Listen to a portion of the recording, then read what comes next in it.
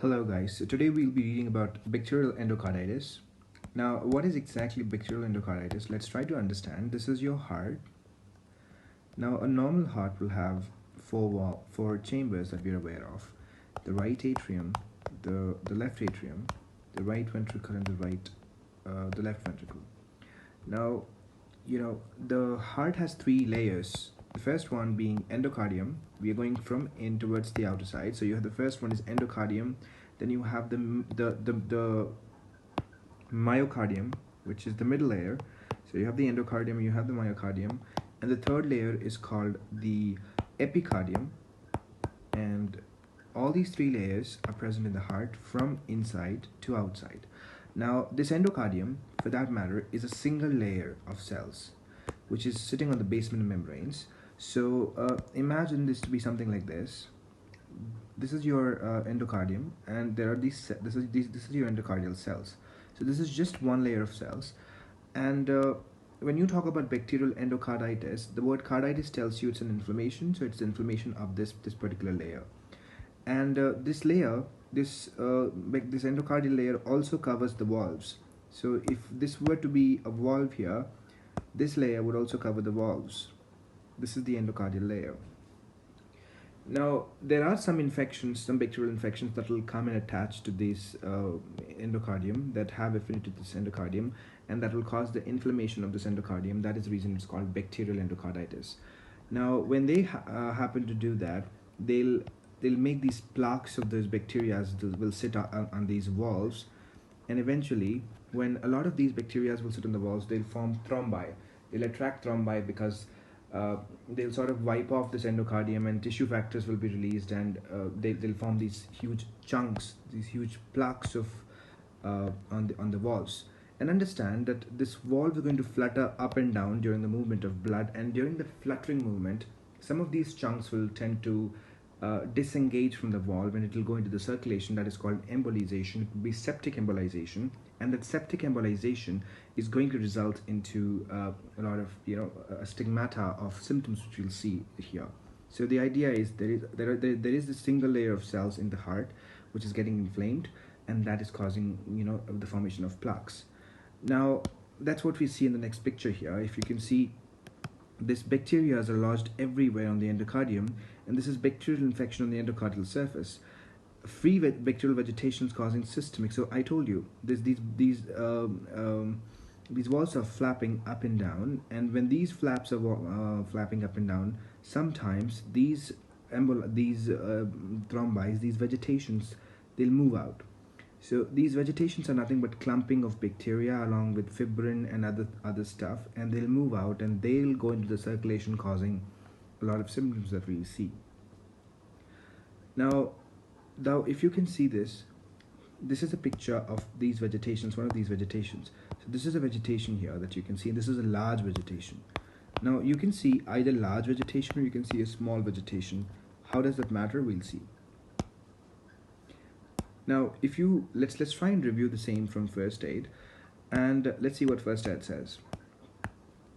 So first aid says there are two things: acute and subacute bacterial endocarditis. Now, do not get me wrong here. Acute does not mean it's lasting for short, amount of duration, and subacute simply does not mean it's lasting for an even shorter duration.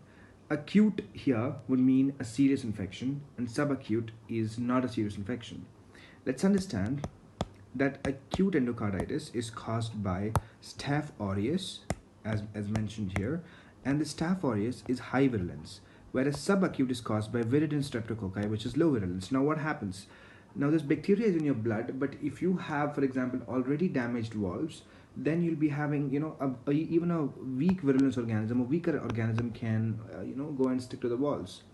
That's the reason it's called subacute. The vegetations are smaller, and it's caused by a weaker organism, that is viridin streptococci, and they're on congenitally abnormal or diseased valves. That's the most important. So subacute means it's already on damaged valves. But if the valve is not damaged already, you need a higher virulence organism, a stronger organism, and that would be Staph aureus, and that causes large vegetations. So the picture we saw here was a large vegetation. So it was first of all an acute bacterial endocarditis, and probably caused by Staph aureus. Let's move forward. Now, sequelae of dental procedures, gradual onset. So we know, this is a long story. This is an old story that when you go for any dental examination, you must understand that you take a prophylaxis because there is a chance that you might be in this, because the strep viridans uh, is is the normal flora in your mouth. So when procedures are going on, sometimes this can get lodged into your blood vessels and circulate into your circulation and move to the heart, and eventually if there is any diseased valve or any congenital abnormality, it can go and stick to the walls and proliferate from there. Now symptoms would be mostly fever because there is septicemia, most common. There will be a new murmur when that vegetations are sitting on the wall. When that valve is fluttering with the vegetation, it will result into a murmur.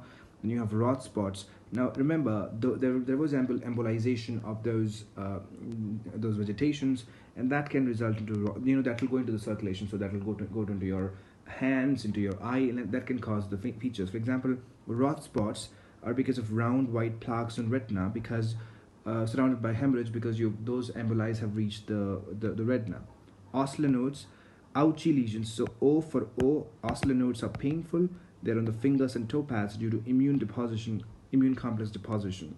Janeway lesions, small, painless. Remember, Janeway is painless. Erythematous lesions on palms and soles.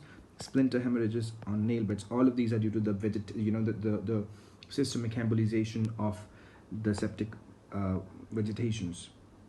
Now, you can see this is the rod spots. These are the ocular nodes. They are painful, and these are the Janeway lesions. Now, they're associated probably with glomerulonephritis, septic arterial, or so these embolization can cause these effects. We've already seen this. Now, one more thing is this non-bacterial thrombotic endocarditis, or also called as merantic endocarditis. Now, what is it exactly? This is again an endocarditis, meaning inflammation of the endocardium, but here you do not have a bacterial cause. So this is not the bacteria causing it. Understand, this is not the bacteria causing endocarditis. It is actually something which is seen in an adenocarcinoma, a malignancy. So an adenocarcinoma, especially pancreas, is where you see non-bacterial endocarditis, and which is also known as merantic endocarditis. The reason here is because you have the formation. This is malignancy is a prothrombic state, as you can see, associated with malignancy, hypercoagulability, subendothelial abnormalities. Because malignancy itself is a hypercoagulable state, you can see deposition of these small masses of clots, and slowly they'll cause inflammation, and eventually they'll form total complete plaques on the valves, and eventually called non-bacterial thrombotic endocarditis. So the classical association that you need to remember with this is going to be that of an adenocarcinoma of the pancreas. Now sometimes they tend to ask you the organisms associated with bacterial endocarditis. So I've already told you that if it's a terrible organism, it's going to be Staph aureus. If it's a rather slower, gradual, insidious onset, it's going to be Staph viridans. Now, if you do not find any organism on blood culture, it's probably going to be Coxiella burnetii or Bartonella species. Mitral valve is most commonly involved. Tricuspid endocarditis, if people who are IV drug abusers, they'll have Staph aureus into their bloodstream, which would go into the tricuspid valve first, and that would be the first valve involved, and that's the reason it's very much involved with Staph aureus, Pseudomonas, and Candida. Now remember, if you see strep bovis, the infection of with strep bovis, if you see a patient walking into your clinic, and when you do the investigations, you're able to diagnose the patient with endocarditis, and you see the patient. The culture on the patient comes out to be of strep bovis, which is nowadays called strep galactolyticus.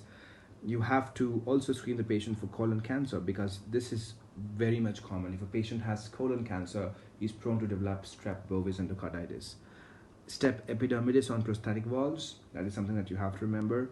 And native valve endocarditis may be due to Haysick organisms. Again, these organisms will be culture negative. Thank you.